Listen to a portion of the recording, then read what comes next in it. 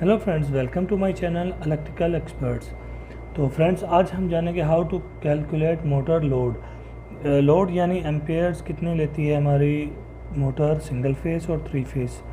तो सबसे पहले जो हमारे पास मोटर में होता है वो नेम प्लेट पे सब कुछ चीज़ें लिखी होती हैं। सबसे पहले ज़रूरी है हमें उन चीज़ों को जानना।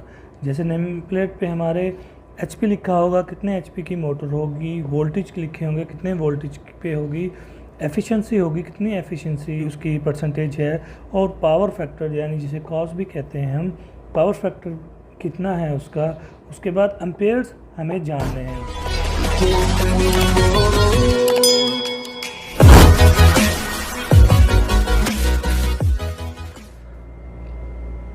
तो फ्रेंड्स, मैंने एग्जांपल के लिए मैंने कुछ जो वैल्यू ऐड की है। जैसे एच पी 5 एच पी की हमारी मोटर है 220 वोल्टेज की, क्योंकि हम पहले सिंगल फेज शुरू करेंगे तो 220, और एफिशिएंसी जो है उसकी 0.90% है एफिशिएंसी जो है। उसके बाद पावर फैक्टर जो हमने लिया है वो लिया है 0.8, और इसके एम्पेयर्स हमने जानने हैं। तो उसके बाद हमारे पास जैसे इसका फार्मूला ये है, I is equal to H P into 746 divided by voltage, power factor, efficiency. ये है इसका फार्मूला। तो इसकी जो वैल्यू पुट करते हैं हम, ये इसकी वैल्यू है I is equal to 5 into 746, 220 यानी सिंगल फेज है हमारा 220 है, इंटू 0.8 हमारा पावर फैक्टर है, इंटू 0.90 यानी 0.90 हमारी एफिशिएंसी है। एफिशिएंसी मैंने जैसे आपको पहले बताया, ये परसेंटेज में होती है इसमें एफिशिएंसी। तो फ्रेंड्स, मैं एक बात आपको बताता चलूँ।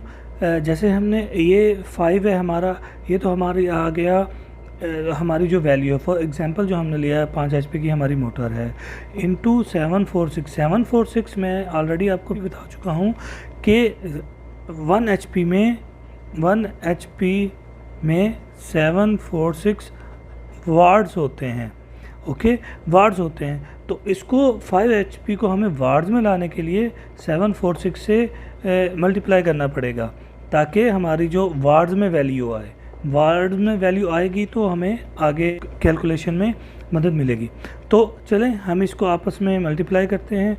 जब आपस में मल्टीप्लाई किया इनको 5 इंटू 476 को आपस में मल्टीप्लाई किया तो इसका आंसर आया I इज इक्वल टू 3730। तो ये इसका आ गया। फिर उसके बाद जब हमने 220 इंटू 0.8 इंटू 0.90 को आपस में मल्टीप्लाई किया तो इसका जो आया है कैलकुलेशन, उसकी ये कैलकुलेशन आई है 158.4। ये इसकी कैलकुलेशन की, और जब हमने आपस में इनको डिवाइड किया तो इसका आंसर जो आया है वो, इसका जो आंसर आया है वो है 23.5। यानी ये आगे इसके एम्प्स हैं,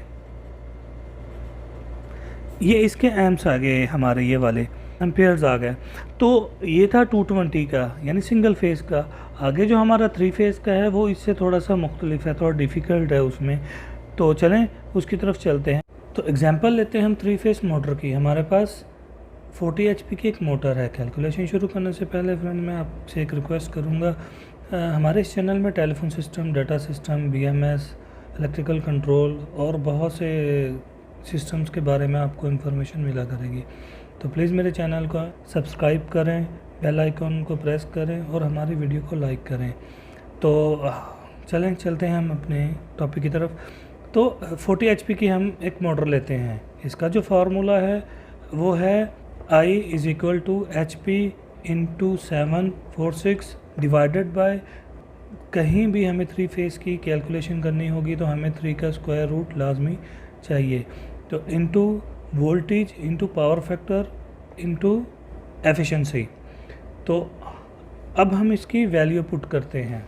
तो इसकी जो वैल्यू हमने पुट की है वो है 40 एचपी जो हमारी मोटर है, इंटू 746 जो हमें वाट्स में चेंज करने के लिए काम है, 3 का स्क्वायर रूट इंटू 380 इंटू हमने यहाँ भी पावर फैक्टर जो लिया है 0.8 लिया है, और एफिशिएंसी भी 90 लिया है। तकरीबन ये 90% एफिशिएंसी होती है। और मैं सऊदीया में रहता हूँ तो इसलिए मैं 380 लेता हूँ। आप पाकिस्तान, इंडिया, बांग्लादेश कहीं और कंट्री में रहते तो जैसे हमारे यहाँ पाकिस्तान 440 वोल्ट है, इंडिया में 440 वोल्ट है, तो आप 440 वोल्ट लिख सकते हैं, वोल्टेज लिख सकते हैं। तो जब हमने 40 HP को 1 HP यानी 746 से मल्टीप्लाई किया तो इसका आंसर आया 29840। तो फ्रेंड्स उसके बाद जब हमने ये 3 का स्क्वायर रूट है, 3 का स्क्वायर रूट जब आप 3 का निकालेंगे तो इसका 1.732 इसका आंसर आएगा। 7 इसको अब हम आपस में मल्टीप्लाई करेंगे, यानी 3 का square root, voltage, power factor और एफिशिएंसी को जब हमने आपस में इनको मल्टीप्लाई किया तो इसका आंसर आ गया 473.87। तो जब हमने इन दोनों को आपस में डिवाइड किया तो हमारे एम्पेयर्स आ गए, एम्पेयर 629.9। तो ये इसके एम्पेयर्स आ गए, इसके एम्स आ गए इसके, यानी 63 एम्स। आई होप फ्रेंड्स आपको हमारी आज की वीडियो पसंद आई होगी।